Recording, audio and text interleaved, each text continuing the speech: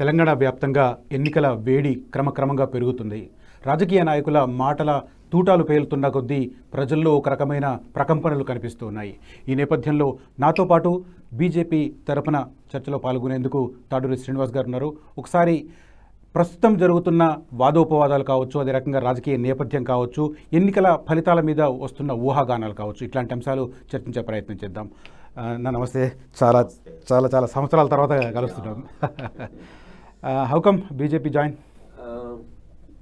బాగుంది, but I have to అంటే దాన్ని అర్థం చేసుకోవడానికి టైం పడుతుంది. ఓకే. సో డెఫినెట్గా ఒక పార్టీ నుండి ఇంకో పార్టీ మారినప్పుడు అక్కడ ఉన్నటువంటి భావజాలానికి దగ్గరగా మనం వెళ్ళాలి. ఓకే. సో అక్కడ ఆ పార్టీ వాతావరణంలో మనం ఇమిడాలి. ఓకే. డెఫినెట్గా ఈ పీరియడ్లో, ఇంక్యుబేషన్ పీరియడ్లో మనకు కొంత మేరకు అర్థం చేసుకోవాలి. ఎందుకు మారాల్సి వచ్చింది అసలు? అంటే అన్ని సంవత్సరాలు అసోసియేషన్ ఉన్న పార్టీని ఆ తర్వాత నాట్ ఓన్లీ పార్టీ బట్ ఉద్యమం కూడా ఎందుకు మారాల్సి వచ్చింది? ఎస్ రాజేష్ గారు, మీకు తెలియదు కాదు, సీనియర్ జర్నలిస్ట్గా నేను చాలా అంటే ఒక 30 ఏళ్ళ నుంచి మీడియాలో ఉన్నాను, ఉద్యమంలో ఉన్నాను. అయితే TRS party date of joining నుండి నేను మొదటి ఉద్యమకారుడిగా కేసీఆర్ గారితో పాటు పార్టీలో ఉన్నాను. సో అందుకే నార్మల్ నాయకుడుగా ఉండడం కాదు, పార్టీ వాయిస్ని జనాలకు తీసుకుపోవడంలో చాలా సంవత్సరాలు ప్రయత్నం చేస్తారు. సో అసోసియేషన్ స్ట్రాంగ్ అది. ఎస్, డెఫినెట్గా ప్రజలకి రీచ్ అయ్యాను. సో మీడియా ద్వారా రీచ్ అయ్యాను. నేను అందుకే ఈ మధ్య కాలంలో మీడియాలో చెప్పాను, పునాది రాళ్ళు కదులుతూ ఉన్నాయి, తస్మాత్ జాగ్రత్త అని బీఆర్ఎస్ పార్టీకి నేను చెప్పాను. అంటే పార్టీ స్టేట్ సెక్రటరీగా ఉన్నాను 2004 నుంచి నిన్నటి వరకు కూడా సెక్రటరీగా ఉన్నాను. ఆ తర్వాత ఒక కార్పొరేషన్కి చైర్మన్గా చేశాను. మొదటగా నాకేంటంటే ఒక న్యాయవాదిగా, ఒక ఉపాధ్యాయుడి తనయుడిగా నాకు 2 కోరికలు ఉండే. చిన్నప్పుడు విన్నప్పుడు తెలంగాణ గురించి, ఫాదర్ టీచర్ కాబట్టి అనేక మంది లోకల్ లీడర్స్తో మాట్లాడుతున్నప్పుడు విని తెలంగాణ రాష్ట్రం కావాలి, అది అవుతేనే ఇక్కడ ఉన్నటువంటి యువతకు కానీ, ఇక్కడ ఉన్నటువంటి రైతాంగానికి కానీ, ఆల్ సెక్టర్స్కి మంచి జరుగుతుంది, తెలంగాణ రాష్ట్రం కావాలి. పరాయి పాలనలో ఎట్లయినా సీతకన్ను ఉంటుంది ప్రాంతం. ఈ రోజుల్లో మనకు తెలియదు కాదు, మానవుడు చాలా మార్పు చెందినాడు. తనకు వెస్టెడ్ ఇంట్రెస్ట్లు ఎక్కువైపోయినాయి. అది కులం కావచ్చు, మతం కావచ్చు, ప్రాంతం కావచ్చు, భాష కావచ్చు, అనేక రకమైనటువంటి వాటితో దయచేసి అంటే ఇంకా ఫారెన్ లాగా కలర్ ఇదిగా లేదు, బ్లాక్ అండ్ వైట్స్ అన్నట్టు దాని మీద లేదు, కానీ మిగతా అన్నీ ఉన్నాయి. సో మరి ఇటువంటి దగ్గర తెలంగాణ రాష్ట్రం, తెలంగాణ ప్రాంతం ఏర్పాటుకు అనేక ఉద్యమాలు కూడా మనం చదువుకున్నాం. 1969 కావచ్చు, తర్వాత జరిగిన చెన్నారెడ్డి గారి ఉద్యమం కావచ్చు, ఇందిరారెడ్డి గారిది కావచ్చు, దేవేందర్ గౌడ్ గారిది కావచ్చు, కేసీఆర్ గారి ఆధ్వర్యంలో ఇక్కడ టీఆర్ఎస్ పార్టీ ఒక పెద్ద కళ అయితే నెరవేరింది. అయితే నేను తెలంగాణ రాష్ట్రం ఏర్పాటు చేయాలని ఒక లాయర్గా మంచి పీక్లో నా ప్రొఫెషన్ కూడా నడుస్తున్న దశలో తెలంగాణ రాష్ట్రం కోసం పోరాడదామని వచ్చాను.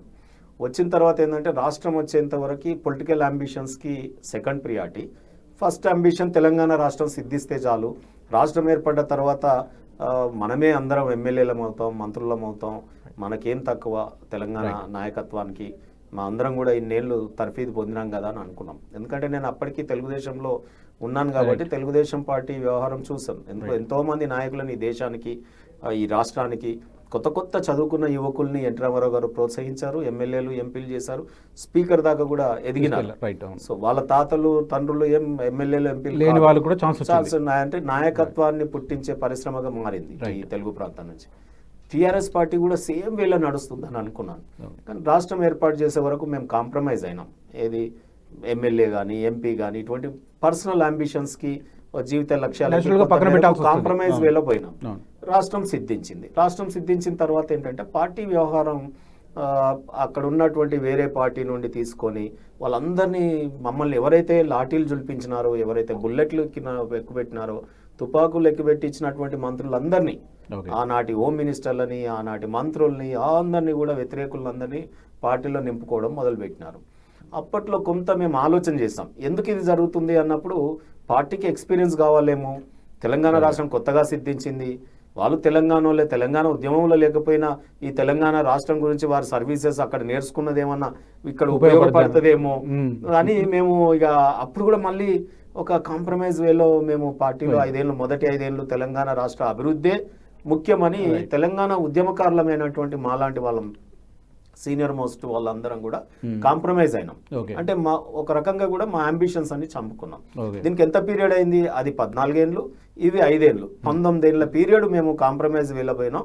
కేసీఆర్ గారు తీసుకున్న నిర్ణయాలన్నీ కూడా ఈ రాష్ట్ర హితము దృష్ట్యా తీసుకున్న నిర్ణయాలు అనేది మా యొక్క అభిప్రాయం అనిపించింది. సో వారి నాయకత్వం నడిచాం కాబట్టి. రైట్. కానీ మొన్న మళ్ళీ టెన్యూర్లో వచ్చేసరికల్లా సెకండ్ టెన్యూర్లో చాలా విపరీతంగా సేమ్ వేలోనే కాకుండా అసలు ఈ కరప్షన్ ఛార్జెస్ అసలు ఎవరిని పడితే వాళ్ళని డబ్బున్నోళ్ళని మీరేం జూనియర్ నాయకుడు కాదు, సీనియర్ నాయకుడు పార్టీలో, మీకు వాయిస్ లేదా? ఇదే ఆ పార్టీలో ఉండి ఇది ఇక్కడ మనం రాంగ్ పోతున్నామని చెప్పలేకపోయారా?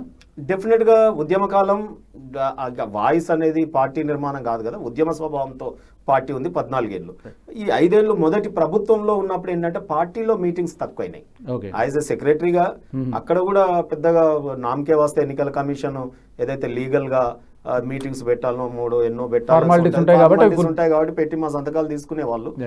కేసీఆర్ గారి వచ్చి ప్రసంగించేవారు. మేమేమనుకునేదంటే మొదటి 5 ఏళ్ళు ఇన్నేళ్ల కళ తెలంగాణ వచ్చి అసలు మొదటగా మనమే పరిపాలించుకుంటున్నాం, ఆయనకు ఆ వెసులుబాటు ఇవ్వాలి, పార్టీ మీద దృష్టి తగ్గింది, తర్వాత 5 ఏళ్ళు మొత్తం పార్టీ వాళ్ళనే చూస్తాడు కదా అని అనుకున్నాం. పార్టీ నిర్మాణం కూడా పట్టించుకోవట్లేదు అసలు. సో ప్రభుత్వమే పరమ అని పోతా ఉన్నది. సరే మంచిదే కదా అని అనుకున్నాం. కానీ నెక్స్ట్ 5 years లో చేస్తా ఉంటే ఏమైందంటే ఇంకా మా అది స్టార్ట్ అయింది. ఏది మర్మరి అంటే ఒకరినొకరం సీనియర్ నాయకులం కూర్చొని ఏంది మన లైన్ తప్పుతున్నాం, మన పార్టీ విధానాలు తప్పుతున్నాం, అసలు దీంట్లో ఇంకా మనం జీవితాంతం పనిచేసిన ఈ ఒకటే జన్మ మానవునికి, ఓ లాయర్ గా చదివినాం, ఎమ్మెల్యే కావాలనుకున్నాం, ఎంపీలు కావాలనుకున్నాం, అనేక మంది నాయకులను పుట్టిస్తుంది, ఇది కర్మాగారం అవుతుంది అనుకున్నాం టీఆర్ఎస్ పార్టీ.